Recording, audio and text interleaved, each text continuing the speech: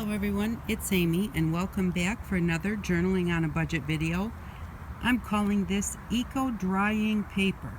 And what I have here is I have some water that I cleaned off a large paint sponge in, and then I am dyeing paper and drying it outside. Now I was going to just put some sticks on it to hold it down so it wouldn't blow away, and when I went to throw a stick on there I thought, why not use sticks that have some leaves on them? So when I pulled those out, the leaf kind of stuck to the paper, but not that well, and so I thought I'm just going to put some leaves on it. So I will show you just how I did this. This is the pan that I cleaned off my big sponge in, and so I'm just taking the paper, putting it in the water. Just let it drain a little bit, and then throw it on the grass. So I have four pieces left here before I decided I ought to show you what I was doing in case it turns out pretty cool. I don't know if it will or not. I don't know if those leaf shapes will.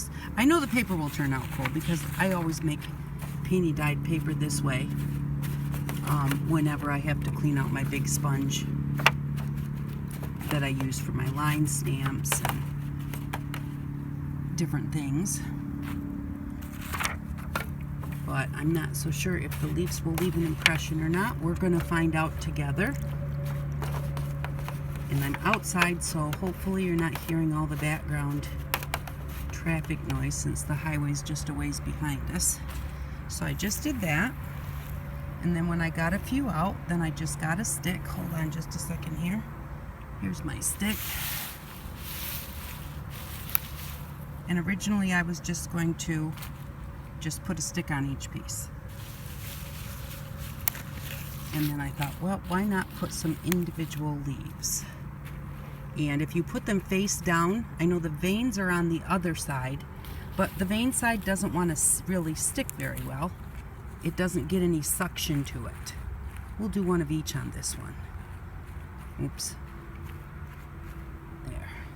But if you put it face down, it really sticks to the paper pretty good. And so that's how I've pretty much done most of them. Just put them on there face down. And these leaves come from the sassafras tree. And so don't holler at me about killing a tree, because even when they do eco-dyed, they pull the leaves off of different plants and stuff, and sassafras trees just love to take over your yard. So missing a few leaves isn't going to hurt him any. He's still going to take over my whole yard someday. I'm just going to put that stick on there and there. So now I'm going to go in and let these dry, and then I'll come back and we'll pick them up, and well, I'll pick them up and bring them in the house, and then we'll take them apart and see what they look like. Alrighty, be back in a few. Just thought I'd give you a quick look at the papers drying. They've only been out here about a half an hour. They're almost completely dry. And I just wanted to show you the butterfly likes them too. So, but yeah, with the grass being underneath, they're not flat against anything. The wind is able to go underneath the paper and above the paper, and I actually don't think they've even been out here 20 minutes, and we're getting really close. So I'll be back in just a few, and we'll go ahead and see what they look like. Oh, and there's Miss Kitty. That's Callie. Don't you dare get that butterfly. Callie? Okay, I'm going to let you go because she's going to try, and I'm going to stop her. Okay, I'm back for the big reveal of our eco-dried paper. So this is paper I dried outside, used some sticks and leaves to hold it down, and about half of them revealed themselves before I got out there. Had to chase them around the yard. But anyway, so we're going to see what they look like. Now this one was not quite dry, but it does have the shapes of the leaves in it, different ones, and that's going to dry pretty cool, I think. So, and then we have this one.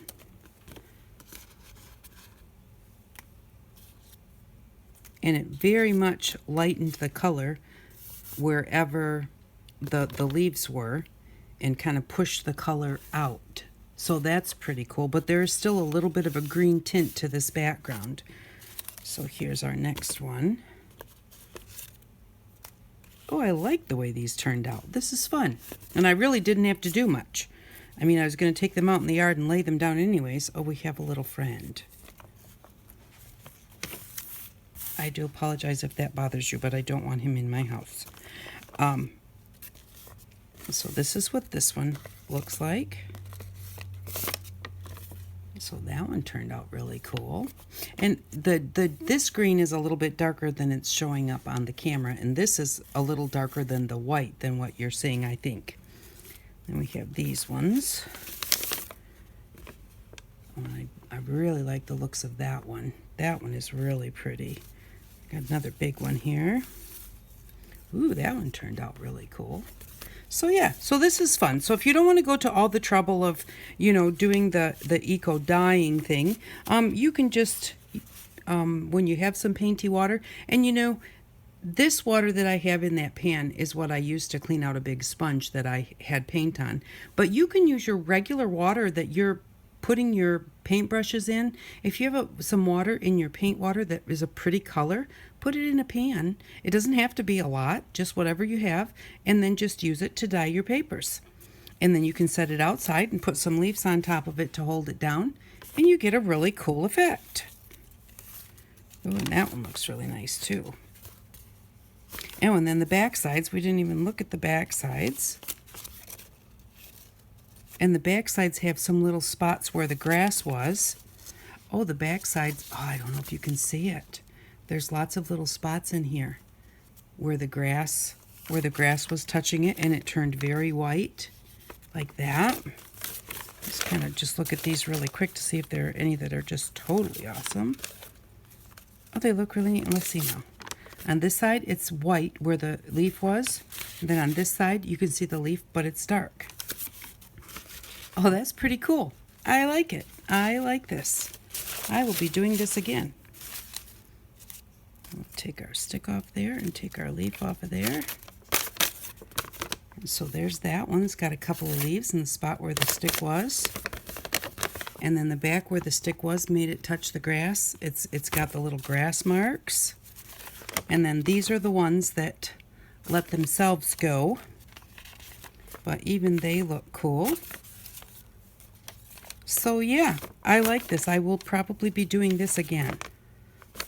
So it's only something I can do in the summertime, but in the wintertime, I dry by my wood stove. And because I don't like to dry in my oven, that's just me. There's nothing wrong with it.